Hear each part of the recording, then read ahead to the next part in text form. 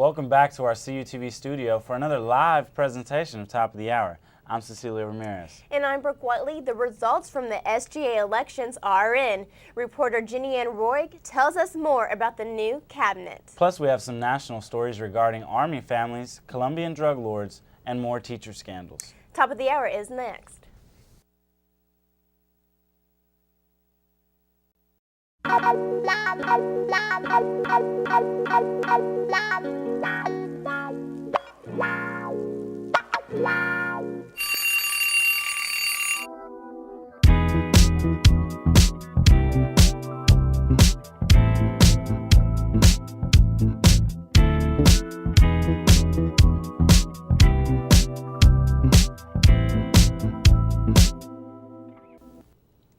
Cameron's Student Government Association will have a new regime for the upcoming school year. Elections were held last week to elect officers. Reporter Jenny Ann Roig shares the results of the election. Not only is Cameron University undergoing outside changes, Cameron University underwent some internal changes as well. SGA will be saying goodbye to seniors Jessica DeWong and Tobias Kuhn. This week, SGA chose a new treasurer, vice president, and president. The new treasurer is Eli Morlett, the new vice president is Julian Moyney, and former treasurer Daniel Brown is now the new president. The first thing Daniel Brown will be faced with as president is the Public Relations Committee. Let's get passed. It would form a committee, a permanent committee in student government, which would send out bi-weekly newsletters informing the students and everyone else about what's going on in SGA, what legislation we've passed, what we're discussing. He also talked about what he plans on doing first as the new president of SGA. So just to get more of the people involved so that it's not just, I'm going to show up to this meeting, sit here, vote. I want people to actually do something while they're there. One of the purposes of the Student Government Association is to represent, lead, and unify the student body, and that is what these three new leaders plan on doing for Cameron University. Reporting for Top of the Hour, I'm Jenny Ann Roig.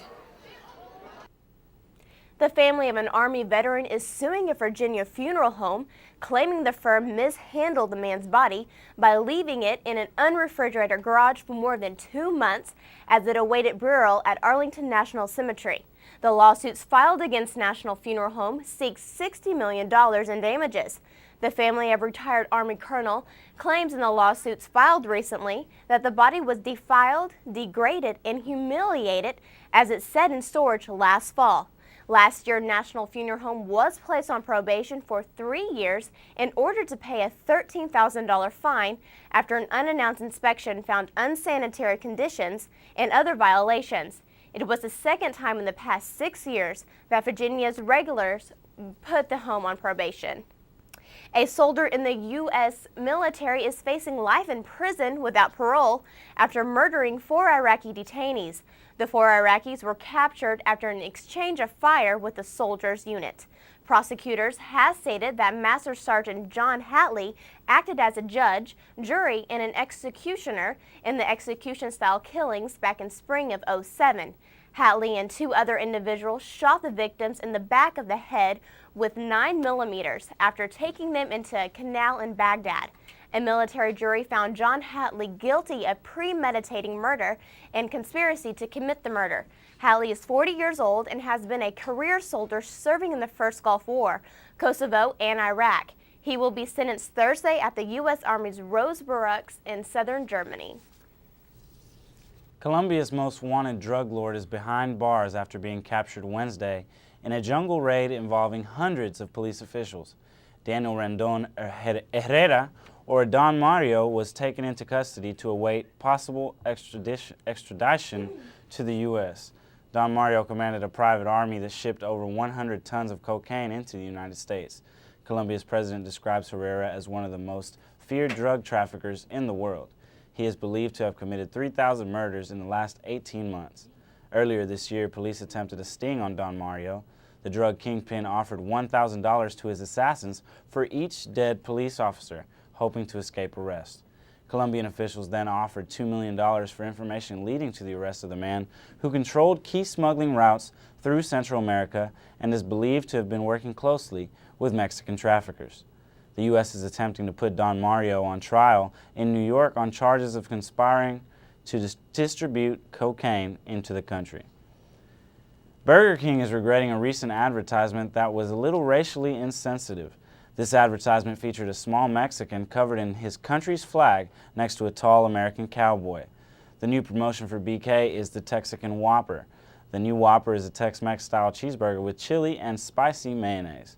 The image inappropriately displays the Mexican flag, which is protected under national law.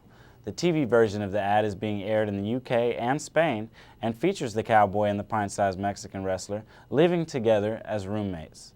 Mexico's ambassador to Spain wrote a letter complaining to the fast food giant and requested the ad to be discontinued. Burger King has decided to revise the ad campaign out of respect for the Mexican culture. A female teacher and coach in Texas is facing jail time after being indicted on charges of having sex with a 15-year-old girl at her school.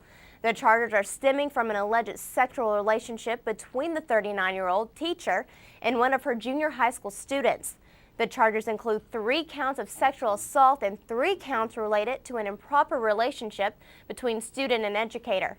According to the police report, the encounters lasted from September to November of 2008. A California cheerleading coach is out of a job after choosing to pose for Playboy. Carly Christine was all over the internet as Playboy's Cyber Girl of the Week. Parents and students exposed the coach to school officials after word got out that the Casa Robles High School cheerleading coach was a playmate.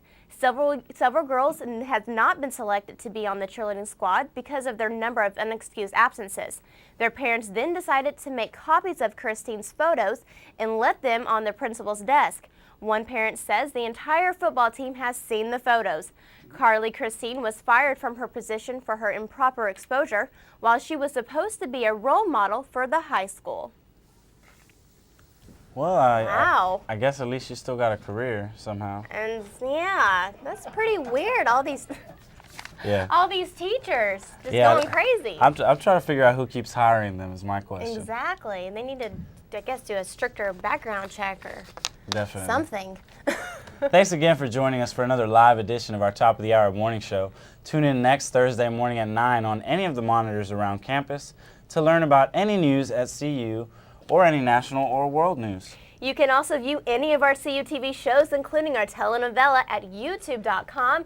Just search CU Internet TV with no spaces to find all of our newest CUTV programming. The premiere of Pasión Universitaria's 4th chapter was a success, reaching 50 hits in its first hour on YouTube. If you haven't seen the dramatic change of events in Chapter 4, you're missing out on our best episode yet. Chapter 5 is on the way, by the way. It's a great episode. Be sure to come out to McCord Field for a 3-game baseball series this weekend. The Aggies will be taking on rival Abilene Christian. CU will have a chance to take the #1 spot in the conference before wrapping up the season. Thanks to everyone for tuning in. I'm Brooke Whiteley. And I'm Cecilia Ramirez. We'll see you at the top of the hour.